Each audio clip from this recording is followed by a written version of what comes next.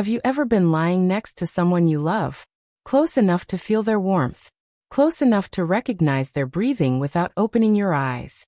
And still felt a quiet distance you couldn't explain? Not loneliness. Not heartbreak. Just space. The kind of space that doesn't shout. The kind that waits patiently until you're too tired to ignore it. If you've ever felt that, even once, don't rush this story.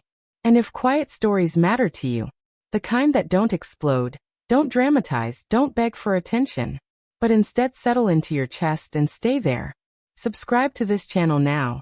Not because I upload fast, not because I chase trends, but because these stories are for people who feel deeply and quietly, and sometimes need to hear that they're not alone.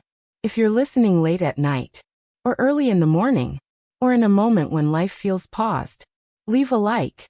It tells the algorithm what words never could. And if you feel brave, leave a comment telling me where you're listening from. Not for me, for the person who might read it and feel a little less alone. Now, take a slow breath. This isn't a loud story, but it's an honest one. I didn't plan to ask him that night. It wasn't a question I practiced in my head.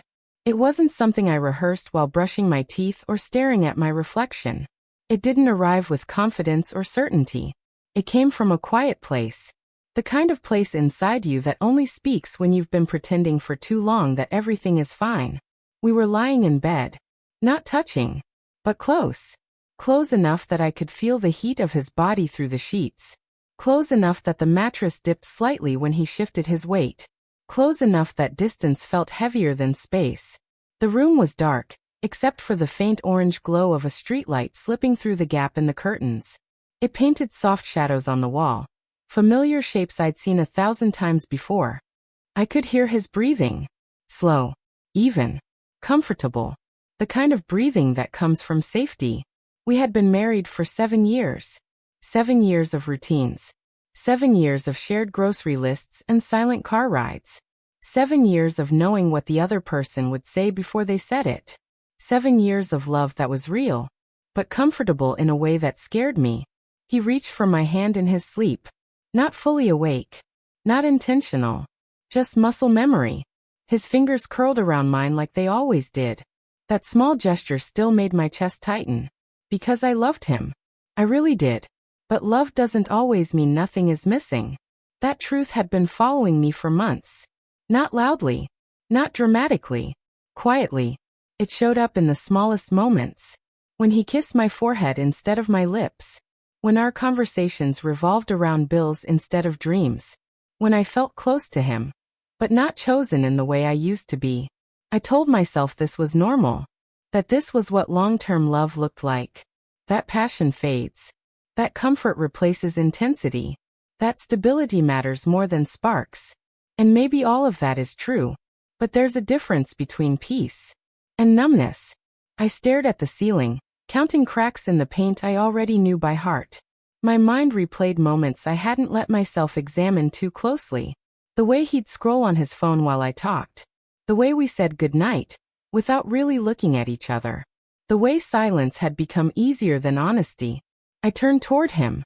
He opened his eyes almost immediately, like he'd been hovering between sleep and wakefulness. He smiled.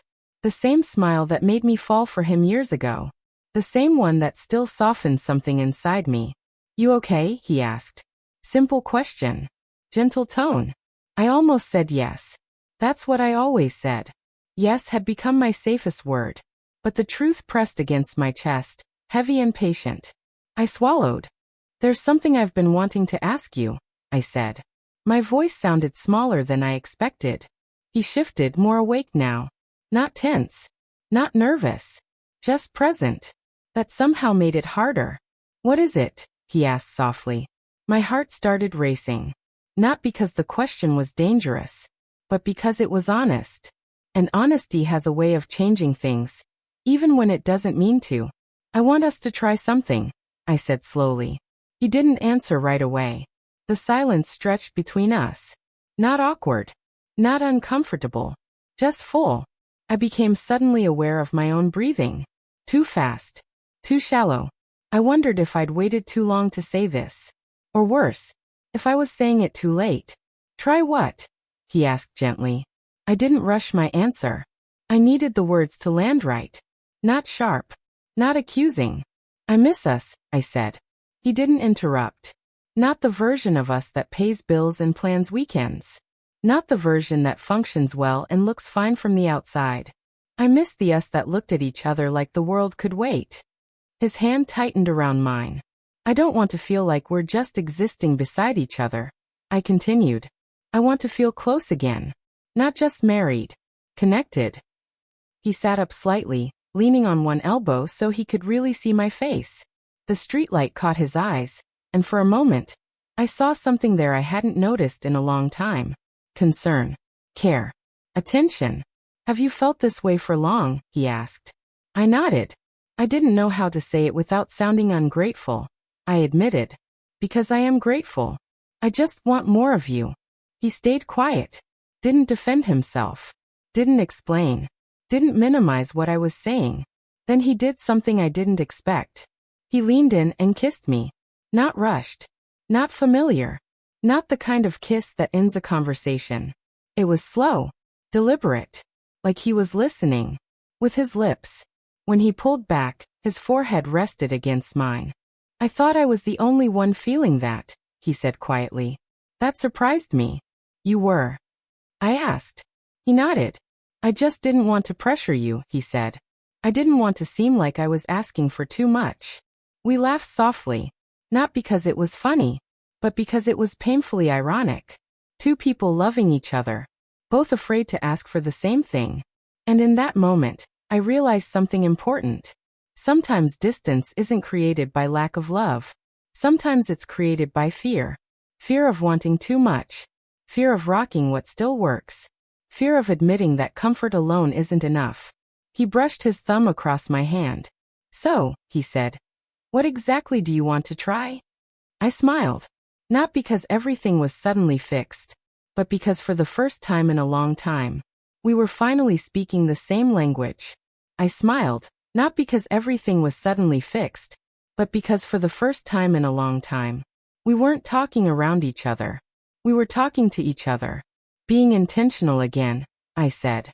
The words felt fragile when I said them out loud, like they could break if I rushed them. Touching without rushing. Talking without distractions. Choosing each other on purpose, not just by default. He exhaled slowly. The kind of breath you don't realize you've been holding until it finally leaves your body. I want that too, he said. Not dramatically. Not like a promise shouted into the dark. Just honest. That night, nothing cinematic happened. No grand declarations. No sudden transformation. No moment that would look impressive in a movie trailer. We didn't reinvent love. We talked. Really talked. About the things we stopped saying because they felt unnecessary. About the small disappointments we swallowed because they didn't seem big enough to matter. About how easy it is to confuse peace with emotional distance. We kissed slowly. Like people learning each other again.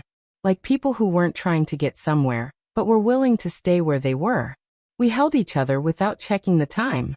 And something shifted. Not loudly. Not obviously. But deeply. The kind of shift you only notice later, when you realize something heavy is no longer sitting on your chest. Over the next few weeks, change didn't arrive all at once. It arrived in moments. Small ones.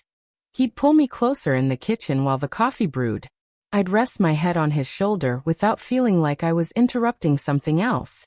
We started putting our phones down when the conversation mattered. We started laughing again.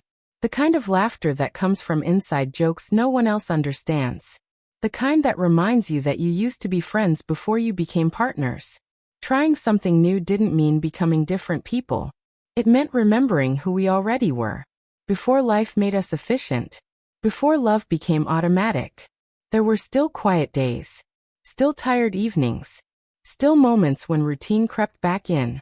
But now we noticed. And noticing changed everything. I realized something important during that time. Love doesn't disappear all at once. It fades quietly when people stop asking the brave questions. The ones that risk discomfort. The ones that admit longing. The ones that say, I want more of you. Without meaning you aren't enough. Some questions don't break relationships. They reveal them. They show you whether the silence you're living in is safety or distance disguised as peace.